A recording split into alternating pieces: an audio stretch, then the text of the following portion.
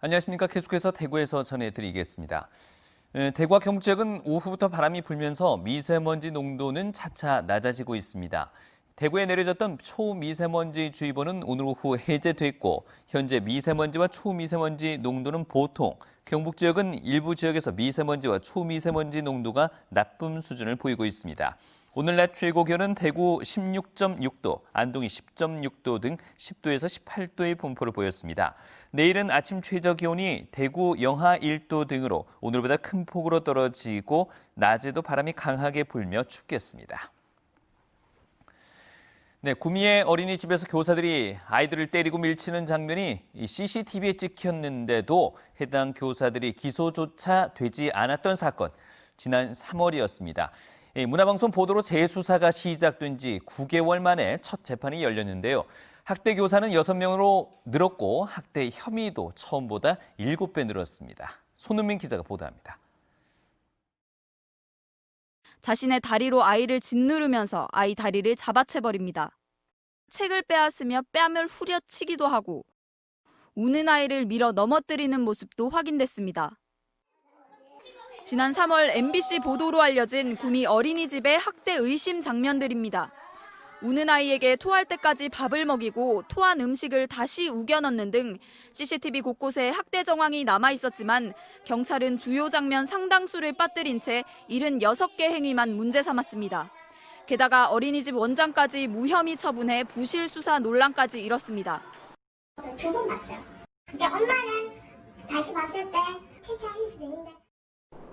검찰마저 사건을 형사법정이 아닌 가정법원으로 넘기면서 해당 교사 2명은 보호 처분 정도로 넘어갈 뻔했지만 보도가 나가면서 검찰은 전면 재수사를 시작했습니다. 그리고 9개월 만에 열린 아동학대 혐의 첫 재판에서 피해 아동은 기존의 5명에서 14명으로 늘었고 가해교사도 원장을 포함해 6명이 기소됐습니다. 애초 경찰이 76건밖에 안 된다던 학대 건수 역시 7배 많은 520여 건으로 늘었습니다. 공소사실에는 성적 학대도 새롭게 포함됐습니다. 재판정에선 가해교사들은 CCTV에 나온 행동을 했던 건 맞지만 학대 행위가 아니며 학대의 의도도 없었다고 주장했습니다.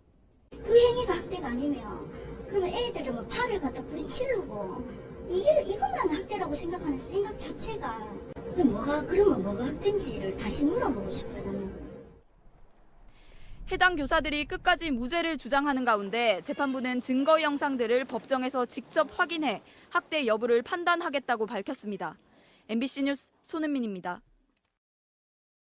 네, 대구와 경북에서는 처음으로 오는 18일 열리는 포항시 의원 주민 소환 투표를 앞두고 찬반 여론이 엇갈리면서 선거 분위기가 과열 양상을 보이고 있습니다. 현직 이장이 투표 참여를 독려하는 메시지를 지인들에게 보내 선관위로부터 고발당하기도 했습니다.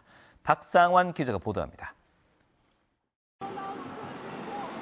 포항시 남구 치매 안심센터 개소식.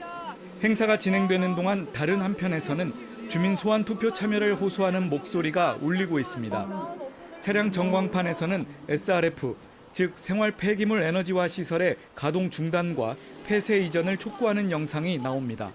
주민들이 계속 반대 집회라고 했는데도 불구하고 오천읍을 대표해야 될 시의원들이 포항시의 말을 대변하고 안전하고 필수시설이라면서 주민들과는 반대되는 의견을 내비쳤었기 때문에 이렇게 주민 소환이 되었습니다. 현재 시의원 직무가 정지된 박정호, 이낙연 의원도 행사장을 찾아다니며 주민들에게 해명과 함께 투표 불참을 호소하고 있습니다. 서로 의견을 달리하고 이렇게 힘겨운 상황을 우리가 걸어가야 하나, 물론 저희가 이제 시의원으로서 우리 주민들의 이야기를 더 많이 듣고 경청했어야 함에도 불구하고 부족한 점이 있었다면 더 채워가겠습니다. 오는 18일 주민 소환 투표를 앞두고 지역 주민들의 여론이 찬반으로 갈리는 등 선거운동이 과열 양상을 보이고 있습니다. 선거운동을 할 수 없는 현직 이장이 투표 참여를 독려하는 내용의 메시지를 지인들에게 보내 선관위로부터 고발당했습니다. 또 포항시는 주민소환단체가 공원에 설치한 천막형 투표사무소는 불법이라며 철거시켰습니다. 선관위는 오는 13일과 14일 사전 투표일을 앞두고 위법 행위 차단을 위해 예방과 단속 활동을 강화할 방침입니다. MBC 뉴스 박상환입니다.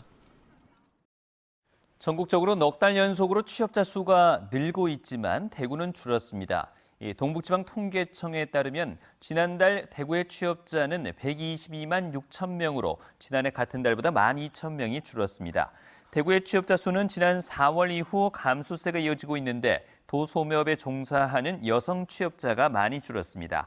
경북의 취업자 수는 147만 3천 명으로 지난해 같은 달과 비교해서 7천 명이 늘었습니다. 프로축구 대구FC가 문화체육관광부 대한민국 스포츠산업대회상 우수 프로스포츠단에 선정됐습니다.